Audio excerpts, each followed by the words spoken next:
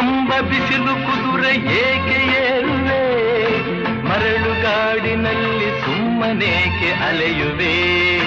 ಅವನ ನಿಯಮ ಮೀರಿ ಇಲ್ಲಿ ಏನು ಸಾಗದು, ನಾವು ನೆನಸಿದಂತೆ ಬಾಳಲೇನು ನಡೆಯದು. ವಿಷಾದವಾಗಲಿ ವಿನೋದವಾಗಲಿ ಅದೇನೇ ಆಗಲಿ ಅವನ ಕಾರಣ.